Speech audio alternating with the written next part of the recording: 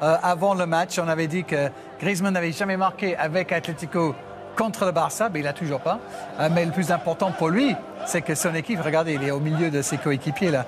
Pour la première fois, Diego Simeone gagne sur la pelouse du FC Barcelone et cette équipe vient d'aligner une 12 fois d'affilée, toute compétition confondue. C'était le coup parfait. On va revoir toutes ces images donc, de cette rencontre où le Barça a quand même dominé et surtout la période où l'Atlético n'a même pas eu un tir. Oui, ben là, cette belle action de Barça qui méritait largement la première période de mener au score avec ce contrôle raté de Gavi qui donne à Pedri un petit peu contré qui va marquer. Jusque-là, on se dit ben, tout va bien pour le Barça. Il mène à 0, qui domine l'Atlético sans occasion. 0 tir en première période. En revanche, presque toutes même les occasions de Barça, Lewandowski qui a raté, manque de réussite du côté de Barça qui a eu 2 occasions mais qui n'a pas su concrétiser. Et alors que c'est l'image ces derniers temps de Barça qui a des occasions qui ne marque pas. On pensait que ça allait être différent deuxième période. Non, mais l'Atlético qui est là, deuxième mi-temps. Un milieu de terrain défensif de Paul qui va aller marquer un joli but quand même parce qu'il met un bon plat de pièce mal dégagé de la défense de Barça. Et là, l'Atlético va faire le job jusque-là. Simeone dit bon, un partout. Tout va bien. Et oui, on était tout prêt à plusieurs fois donc, pour le 2-0 pour le FC Barcelone et puis finalement un partout, mais on a continué à presser. Il y a des occasions ratées, il faut le dire, par Lewandowski aussi à l'image de ce. Oui, raté parce qu'il se précipite avec ça, au beau tête trop tranquille pour mettre son plat de pied, il se concentre pas assez et qu'il rate. Et il y a eu des occasions quand même pour l'Atlético qui a cru marquer. Mais quand ils avaient la possibilité, l'Atlético, de jouer, ils jouaient à fond les coups. Mais sauf que avait aussi un gardien du côté de Barcelone. C'était un match assez plaisant parce que c'est très rare du côté de l'Atlético voir ce genre d'occasion. Là, il y a encore Rafinha, un super ballon donné par Pedri qui va faire face à face. Je pense qu'il pousse trop le ballon. Il est obligé de tacler. Et le Black qui ferme bien l'angle. Et là, encore une fois, le Black va faire un super arrêt sur Pedri ici, qui tacle aussi. Voilà, c'était l'homme de deuxième période au Black qui a gardé quand même les espoirs de l'Atlético. Oui, effectivement. Toujours là, hein, le gardien slovène d'Atlético.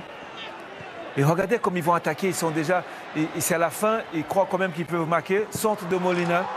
Et Sorloth avec ce plat de pied, une touche bien, parce que c'est compliqué à faire ce geste-là. Et voilà, la victoire, on va dire qu'ils ont tenu, c'est ce qu'il y a à l'Atlético en ce moment. Tient bon et à la fin peut marquer un but.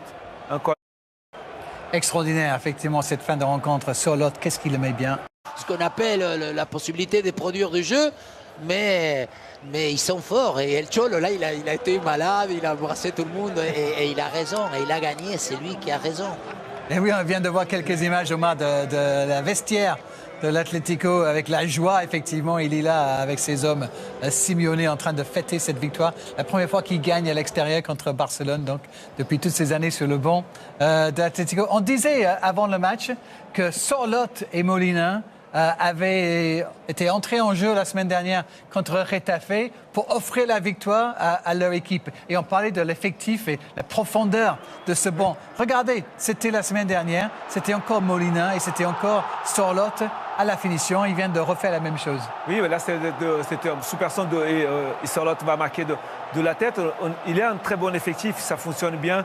Et que les joueurs qui rentrent, ils essaient de faire la différence. C'est ce qui se passe en ce moment. Et il peut être content, Cholo, encore une fois ce soir, parce que ces changements ont payé. Encore une fois, ce contre-attaque, Molina va faire un joli centre pour Sorloth.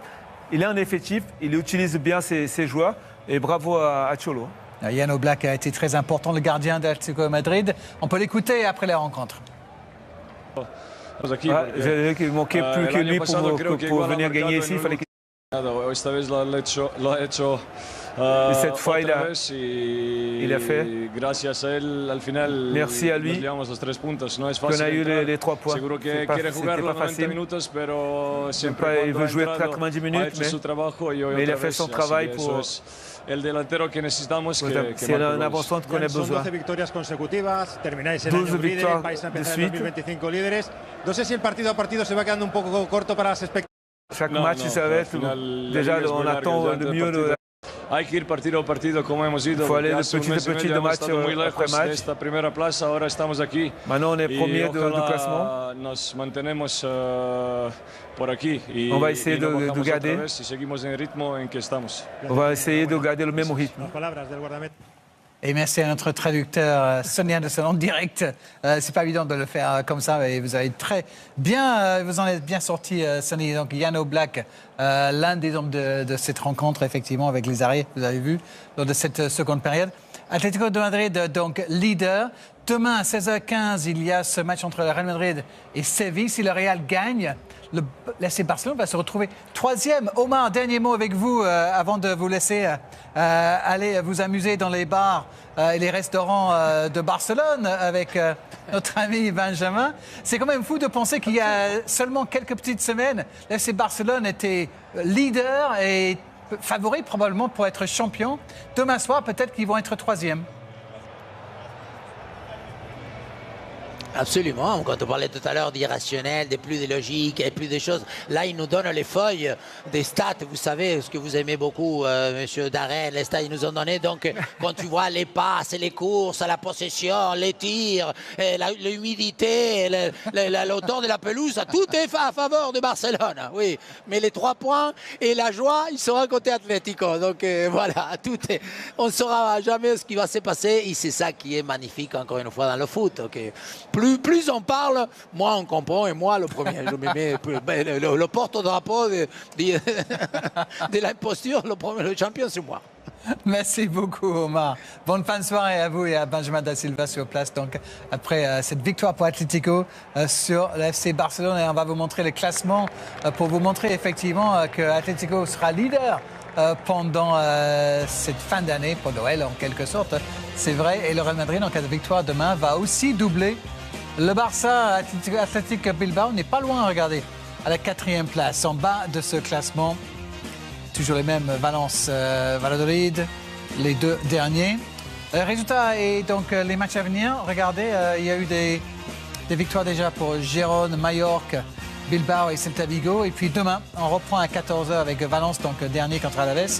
Real Madrid-Séville, on sera ensemble à partir de 15h45 sur beIN Sport 3. Vous avez aussi Betis contre Vallecano et Las Palmas Espagnoles demain.